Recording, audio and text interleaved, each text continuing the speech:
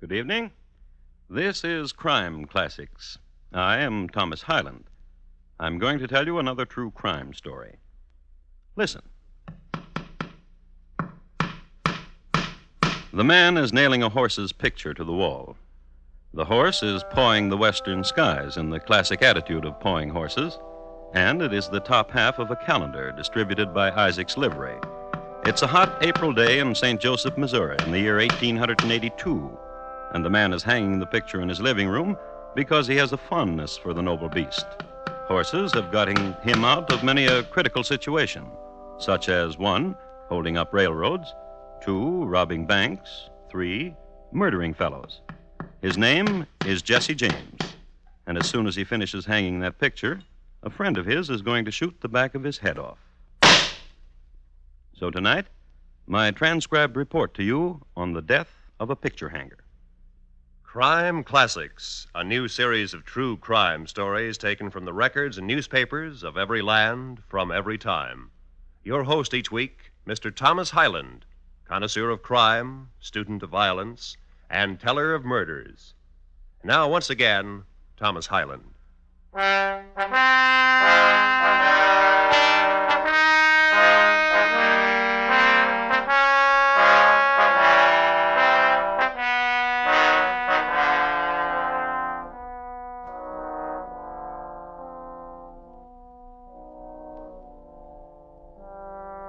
Tonight, we take you to Jefferson City, Missouri, to the mansion of the governor of that state.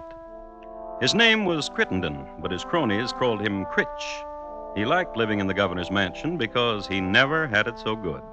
There were servants, crystal chandeliers, wine furnished by cronies, entertainments by cronies, and best of all, 6 small gilded cherubs, backs bent cheerfully to support a cast-iron bathtub, and quite often the governor also.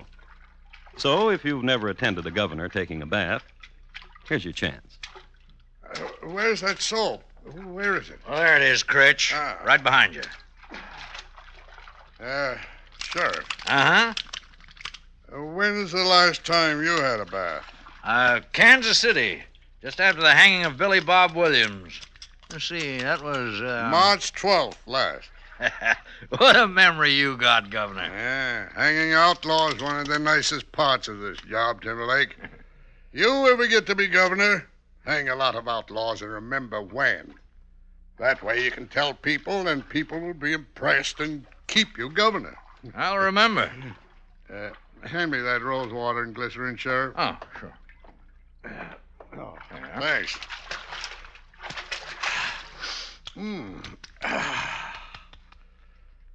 You know what I called you down here for? Got an idea. Tell me, and I'll tell you if you're right. Jesse James? Look good on my record. He to die somehow soon. During my administration in my state. People will cheer you wherever you go. I like the sound of people cheering. Governor. Hand me that towel, Sheriff. Oh. Thanks. Governor, I've been thinking. Scheming kind of thinking? Oh, you might say. About Jesse? If it works, people liable to cheer you right on to Washington. Then there's no telling what. In a case like that, you're liable to be standing right where I'm standing.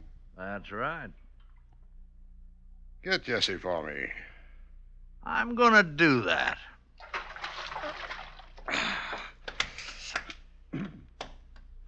Not since Kansas City, huh, Sheriff? Not since then. Well, how'd you like to take a bath right now? I didn't want to say nothing. I was hoping you'd ask. She's all yours, Sheriff. Enjoy yourself.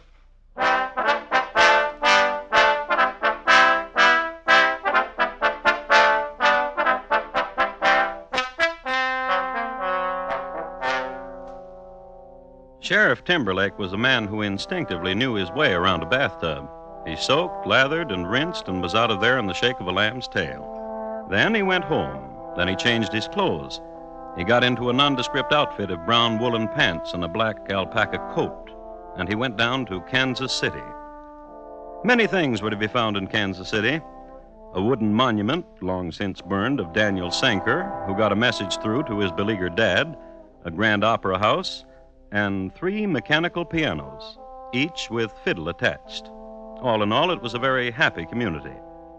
Worthy of note is the fact that Spit in the Ocean, a poker variation, was invented at Bobbrick's Poker Palace during this era. And it is into this very den that Sheriff Timberlake wandered. He wandered here because he was looking for someone, a girl, a young lady whose job it was to stand in back of strangers at the gaming tables and make signals to the housemen on the opposite side. When Timberlake approached her, she had 3 fingers in the air and the tip of her tongue pointing to the left. Matty, Oh, Up, you 100? want to talk with you, Matty. a second. Raise you. Carl. I got me a one-eyed jack in the hole. Gives me 3 of them. Where'd you say you're from? Roanoke? Nice place. Come on. Out here. What you want? How's Johnny? You said you weren't going to turn him in. For favors. What you want him to do? Nothing. What you want? Jesse James. Oh. Got to clean up Missouri, Matty. Oh? Got to start with Jesse. If you say it. Here, Jesse's staying with Robert and Charlie Ford. That's right. Now, your friends, ain't they, Matty? Robert and Charlie Ford? I used to know him pretty good. Ain't hard to talk to old friends, Matty. And you ain't going to touch Johnny, are you? You just tell Robert and Charlie Ford I'm at Stampone's boarding house right now. Ain't got a gun either. That all you want me to do? You tell them, Matty. You hear?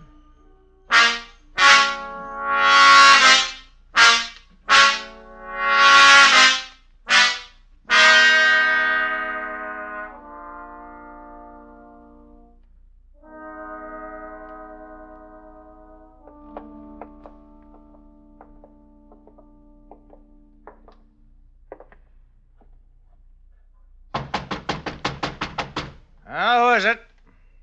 Ford. Door's open. Come on in, boys. Well, didn't Matty tell you I left my guns back in Jefferson City? Just you come on in. Bob, over there. All right. Glad to see you back in Missouri, Charlie.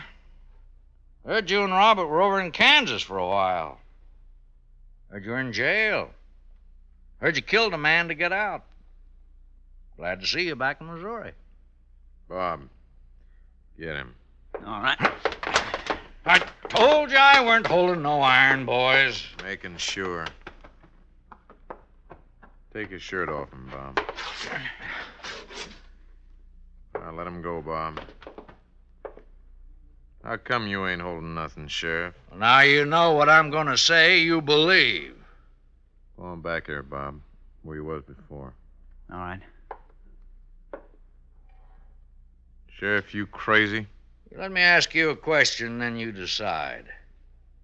How'd you like a full pardon for what you done in Missouri, Charlie?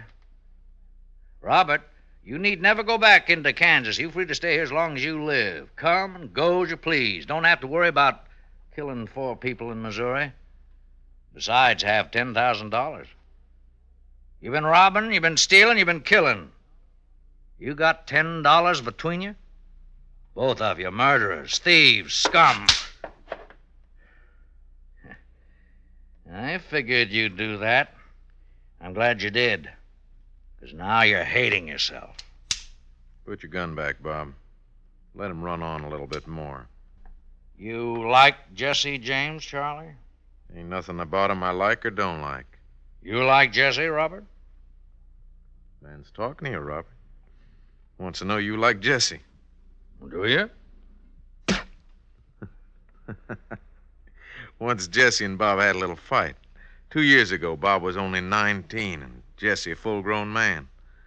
When Jesse was finished with Bob, Bob got to be a full-grown man. The governor wants Jesse dead or alive. A lot of people do. Governor says he'd give both of you a full pardon and $10,000 for Jesse. Ain't no bargain, Jesse being who he is. Gunfighter like he is, and fast like Whatever do, it'd be a hero. People cheer. That'd be nice. What'd you say, Robert? That'd be nice. Ride with the governor. That'd be nice. Being a hero instead of a running dog. I like that word. Hero? Yeah. Robert? Yeah? Say it. Hero. What's the matter? Listen to what I can say. $10,000. Well, boys? Jesse James died all of a sudden. Wouldn't take long for you to hear about it. We'd let you know. That's a promise.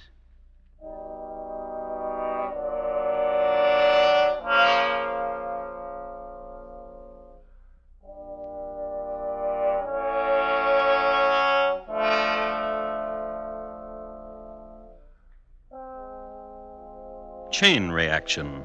Governor in bathtub, sheriff in waiting, Mattie the girl card watcher, and the brothers Ford, Robert, and Charlie. The principals involved in getting Jesse James assassinated. It would be well at this point to remark upon some of the accomplishments of Jesse James. His standard feat was murdering cowboys and rustling cattle. One incident in Starr County, Texas, had him murdering single-handedly 3 cowboys and driving off 500 fine head of beef, a record which stands to this day. On record, too, is his slaying by bowie knife of Mr. John W. Wicker, a Pinkerton man from Chicago. Then there were several train robberies, outstanding of which was the one 5 miles east of Council Bluffs, where he and his men derailed the Chicago, Rock Island, and Pacific Express. The cars telescoped. The engineer was instantly killed. 12 passengers were seriously injured. And Jesse and his men robbed them all. There are many other mayhems too numerous to mention, except that they averaged 1.37 corpses per exploit. One act of kindness must be noted, however. Mr. Avery Thompson, hurt grievously by a runaway horse in the streets of Abilene, pleaded to be put out of his misery. From 50 paces, Jesse obliged. His act of mercy was applauded by all around. It was then this half-kind, half-renegade person that the brothers Ford were going to kill. Charlie and Robert went home, lit the kerosene lamp, and waited. They didn't have to wait too long.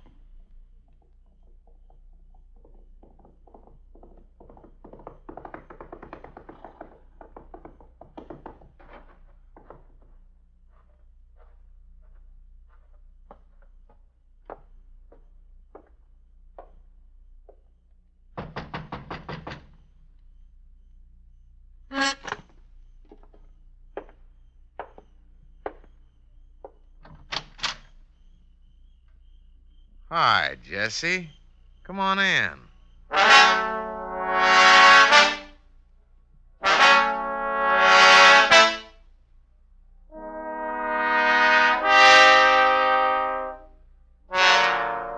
It was a Saturday night when Jesse walked through that doorway in Ray County, and Sunday was his favorite day because he could sleep late.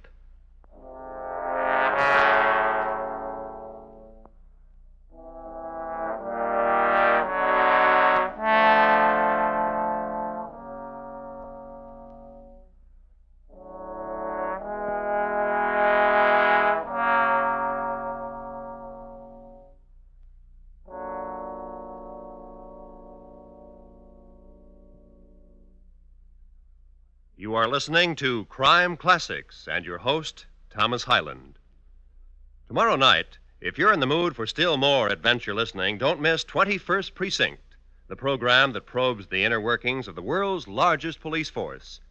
21st Precinct shows you policemen as the human beings they are, exposes their tough grinds, their dangerous careers.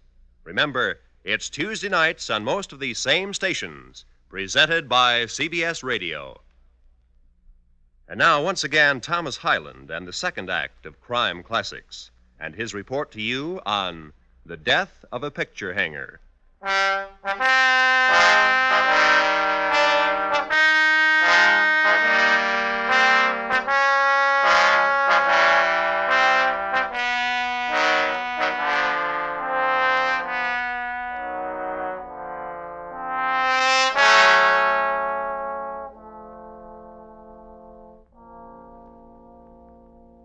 The night Jesse James walked into the Ford home, he was carrying a .45 Colt on one hip, .45 Smith Wesson on the other, and a .44 Derringer in his waistcoat, and a Winchester rifle hung limply from his left hand.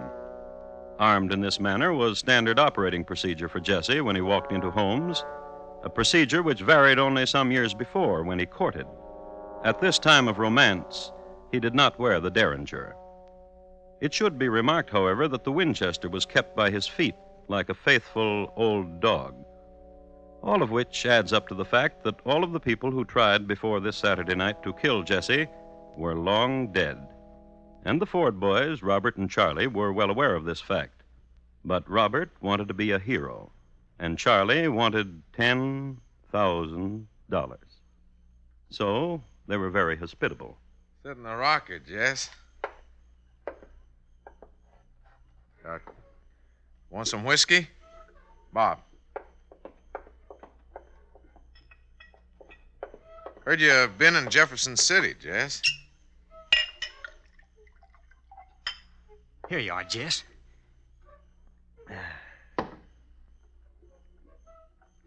You must be sleepy, Jess. What's the matter with you, Bob? You don't have to tell Jess when he's sleepy. Jess knows when he's sleepy. I just don't want to talk important things to him, that's all. Not when his head's nodding. Simmer down, Bob. All right, Jess, I'll tell you. We're tired of lazing around. Me and Charlie been doing nothing, just waiting for you to say go. When you gonna say go, Jess?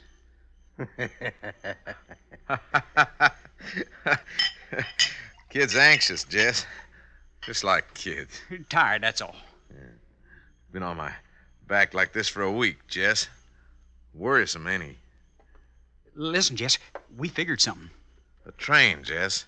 Trains are easy. You hear what he said? You hear what he said, Charlie? Trains are easy. Kid. The Chicago, Rock Island, and Pacific out of Kansas City.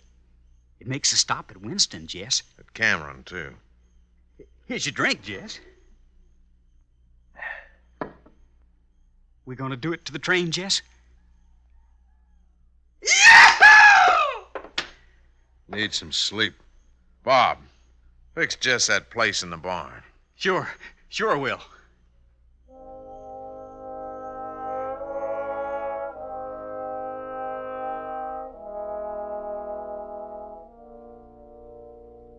So Bob went out to the barn, fluffed up some straw, and made a bed for Jesse to sleep in. This was considered an act of compassion of the time, barn owners to wayfarers. But in this instance, it was known as a tactic. Get Jesse on his back in the barn with maybe his guns off. Get him while he's sleeping. So consider now what we have here. Jesse James bedded down for the night and his two would-be assassins as guardian angels. In the trade, this is known as a precarious position. So switch now from prone Jesse to outside the barn. Nearly midnight in Missouri, and a mist from the river threading between Charlie Ford and Bob. When are we gonna kill Jess? Try killing him from now on. You think he's sleeping? Where'd you bet him down? Under that window. Let's go peek, see if he's sleeping. What you think? He's lying there, all right. Eyes closed? Can't tell. Sure tell this, though. What? Look at that pool of moon. Wait a minute, I'll get out of your way. See? He's holding a gun in each hand. He's a light sleeper. When he sleeps. We don't even know he's sleeping. Charlie. Shoot him. Kill him. You want to be the hero, younger brother. You do. Supposing I miss. I'll shoot you just where you're standing if you miss. Because if you miss, you wake Jess. And I'll just explain to Jess that I killed you to save his life. That way, saving mine. If we were sure he's sleeping, be no trouble at all. You make sure. If some kind of animal or something walked by him soft, that'd be a way. Hey, you wait here a minute. Come here, you little old dog. That's right. You too old to live anyhow. Little dog's too old to live anyhow, Charlie. Step aside a minute. I'll push him through this chink in the wall. Critter'd run into the barn past Jess, and we'll find out for sure. You chatter like a woman, Bob. Just do it.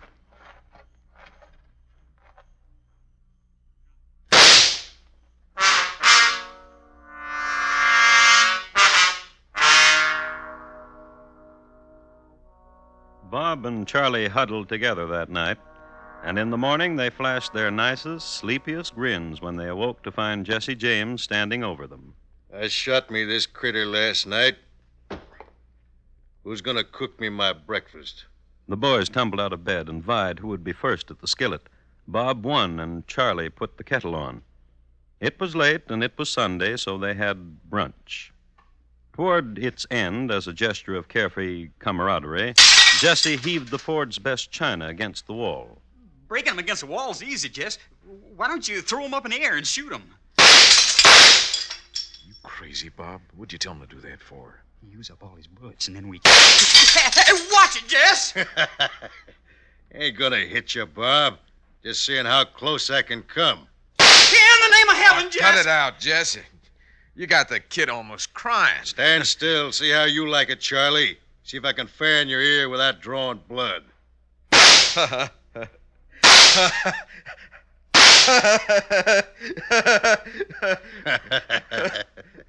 Now let's go do it to a train.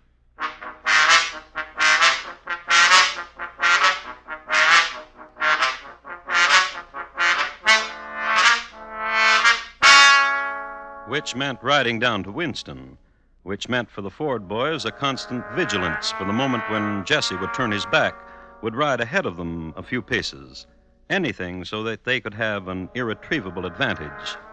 Historians make category of this event as the ride to Winston with the Fords up front. Jesse just didn't trust anybody to ride in back of him, except his mom, but then she was only comfortable on very slow horses. So down to Winston they rode, and at 9:30 p.m. on Monday night, they boarded the Chicago, Rock Island, and Pacific train. As soon as the train started, they dressed themselves in white linen dusters. They wore red handkerchiefs over their faces, and they waited in the vestibule for the conductor.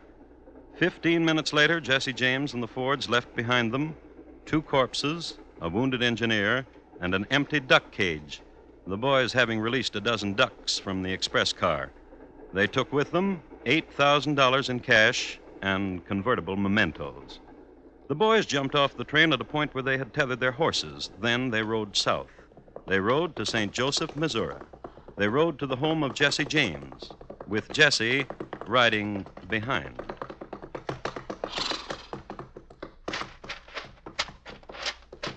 Wait out here, boys.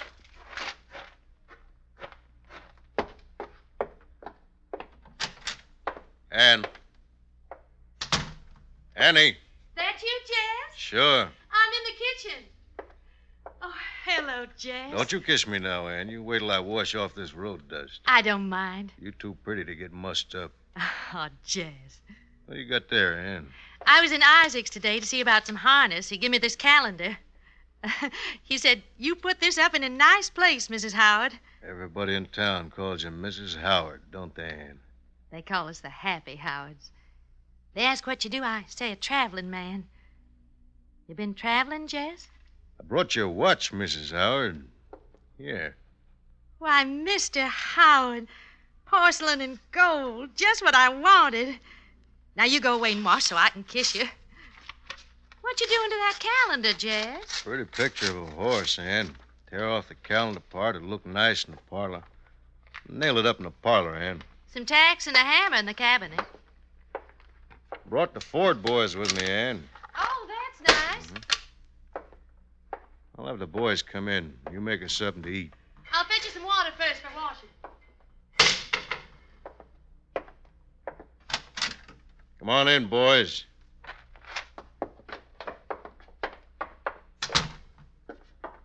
You boys like this picture? Right good picture of a horse. What are you going to do with it, Jess? Figure to hang it here somewheres. I wouldn't want me a picture of no horse in the parlor. You just ain't got no eye. No, he ain't. Yeah, I think hanging a picture like that's real good. Where are you going to hang it, Jess? Here, I guess. That's too low to hang a picture. Yeah. Higher, I had me that picture, and I was going to hang it. I'd hang it higher. huh? Maybe you're right.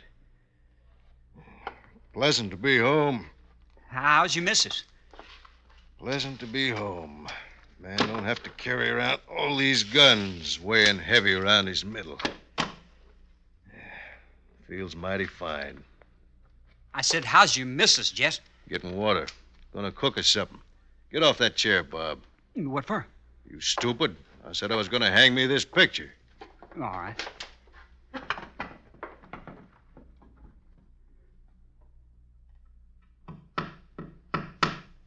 Pretty picture. Bob. All right. All right. Charlie!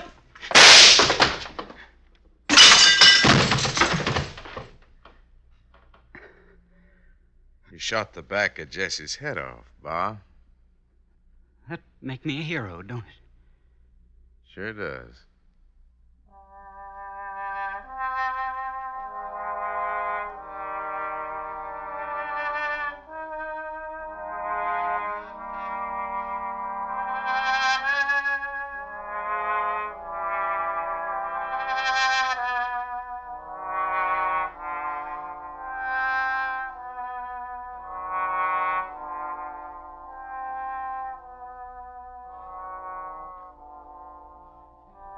Shooting Mr. Howard, alias Jesse James, in the back was a very heroic deed. So heroic that a song was written about it. The refrain goes, "And the dirty little coward, he shot Mr. Howard and laid Jesse James in his grave."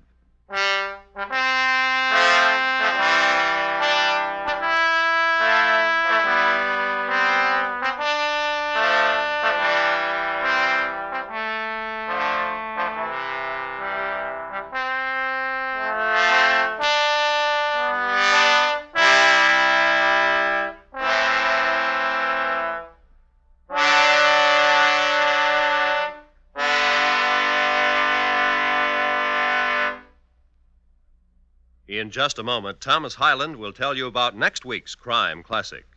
The Death of a Picture Hanger, tonight's Crime Classic, was adapted from the original court reports and newspaper accounts by Morton Fine and David Friedkin. The music was composed and conducted by Bernard Herrmann, and the program is transcribed and directed by Elliott Lewis. Thomas Hyland is portrayed on radio by Lou Merrill.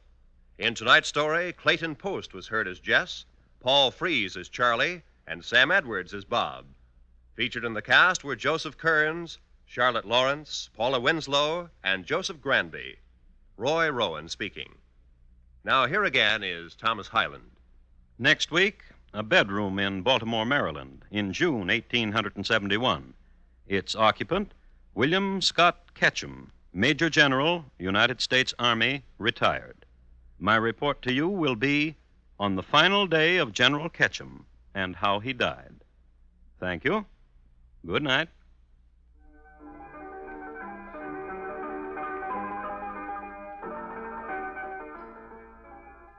Later this evening, Herbert Marshall has the leading role in a story adapted from Daphne du Maurier's collection called Kiss Me Again, Stranger. It's the eerie story of the birds, describing strange happenings on an otherwise quiet English countryside. Hear it later this evening on most of these same stations when CBS Radio presents The Summer Theater. Yes, later this evening, starring Herbert Marshall. Stay tuned now for Gary Moore with Arthur Godfrey's Talent Scouts, which follows immediately over most of these same stations. And remember, for Mystery Mixed with Merriment, join Mr. and Mrs. North Tuesday nights on the CBS Radio Network.